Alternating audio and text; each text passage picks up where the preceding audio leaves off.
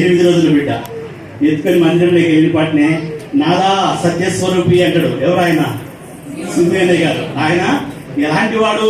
భక్తిపరుడు, నీతిమంతుడు, వృద్ధాప్యంలో ఉన్నటువంటి పెద్ద ఆయన. ఆ పెద్ద ఆయన ఎప్పుడైతే యేసుక్రీస్తు ప్రభువును చేతిలోకి తీసుకున్నాడో 8 రోజుల బిడ్డను, నాదా సత్యస్వరూపి, ఈ రక్షణను చూడడానికి నాకు ఎంత భాగ్యం ఇచ్చినవయ్యా, ఇక నేను సమాధానంతో వెళ్ళిపోతా. దేవుడికి స్తోత్రం. నీ కొరకే నేను కనిపెట్టుకోనున్నా, ఇక నేను సమాధానంతో వెళ్ళిపోతా. దేవుడికి స్తోత్రం. ఎంత గొప్ప భాగ్యం చూడండి. ఆయనను గర్భములో ఉన్నప్పుడు ఆరాధించినారు. ఆయన 8 రోజులు బిడ్డగా ఉన్నప్పుడు ఆ పెద్ద ఆయన ఆరాధించిన ఆయన, ఈ రక్షణను నేను కన్నులారా చూసిన. దేవుడికి స్తోత్రం. అందరికీ రక్షణ ఇవ్వడానికి వచ్చినాడు మన ప్రభు. ఆకాశ మహాకాశములు పట్టజాలని దేవుడు, నోటి మాట చేత సమస్తాన్ని కలుగు చేసిన పరమ తండ్రి ఈ లోకానికి రిక్తుడిగా వచ్చినాడు, తగ్గించుకొని వచ్చినాడు.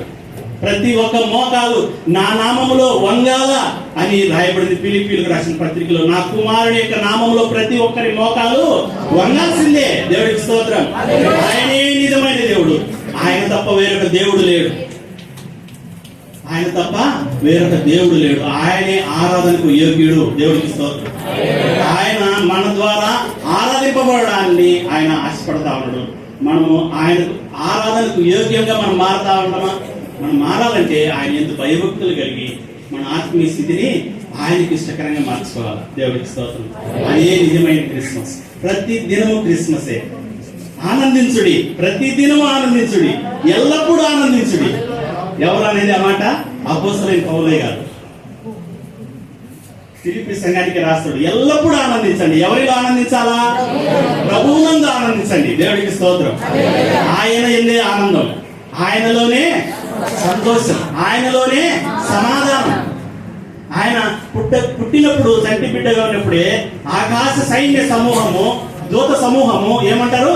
సర్వోన్నతమైనటువంటి స్థలములలో దేవునికి మహిమ, ఆయనకి ఇష్టమైన మనుషులకు భూమి మీద సమాధానం. దేవుడికి స్తోత్రం. హల్లెలూయా. భూమి మీద మనకు సమాధానం ఇచ్చేది యేసుక్రీస్తు ప్రభు మాత్రమే. దేవుడికి స్తోత్రం. ఎన్ని కోట్లు సంపద ఉన్నా, ఎంత ధనం ఉన్నా, ఎంత అధికారం ఉన్నా గానీ సమాధానము లేకపోతే వృధా.